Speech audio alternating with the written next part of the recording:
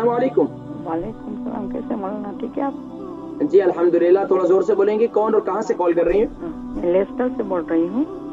माशाअल्लाह, खैरियत से आप ठीक हैं? अल्हम्दुलिल्लाह। आपकी तबीयत ठीक है? जी अल्लाह की बड़ी करमनवाज़ी अल्हम्दुलिल्लाह। मेरी जी पोती के फरमाइए। लिए मेरे को पूछना है। किसके लिए? मेरी पोती के लिए। जी फुप्पी के लिए। हाँ, तो मेरी पोती को है ना, वो 4 साल की है, तो उसको थोड़ी पेशाब की तकलीफ होती है, तो पेशाब बहुत निकल जाती है इसकी, तो इसका अच्छा, इलाज क्या छोटा है? पेशाब जो है वो मतलब ये कि उसकी उम्र कितनी है? 4 साल की है 4 साल। जी।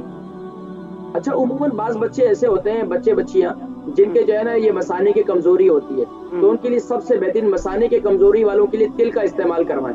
तिल का इस्तेमाल जो हमारे यहाँ इंडिया पाकिस्तान में मिलते हैं, तिल के लड्डू जैसे होते हैं, तो वो बच्चों को दिन में भी खिलाएं और रात को सोते वक्त उनको हल्दी वाले दूध के साथ यानी कि तिल को ग्राइंड कर लें, पाउडर फॉर्म में बना लें तो और भी अच्छा है। यानी कि व्हाइट तिल और ब्लैक तिल माशाल्लाह यहाँ आसानी से भी मिल जाते हैं माशाल्लाह हमारी एशियन शॉप से, तो वहां से आप उसको ले लें, उसको ग्राइंड कर लें और रात को सोते वक्त जो है आप इसको हल्दी वाले दूध के साथ इस्तेमाल करवाएं बच्ची को। इंशाल्लाह इससे आहिस्ता आहिस्ता इंशाल्लाह इसके मसाने की कमजोरी खत्म हो जाएगी, क्योंकि बच्चों की क्या होती है, बाज बच्चे के मसाने कमजोर होते हैं, वो बिस्तर पर अक्सर बेड पे जो है पेशाब कर देते हैं, तो उनकी वो मसाने की कमजोरी होती है, तो आहिस्ता आहिस्ता उम्र के साथ साथ वो कमजोरी फिर जो है वो दूर होती चली जाती है इंशाल्लाह। ठीक है, बहुत शुक्रिया कॉल करने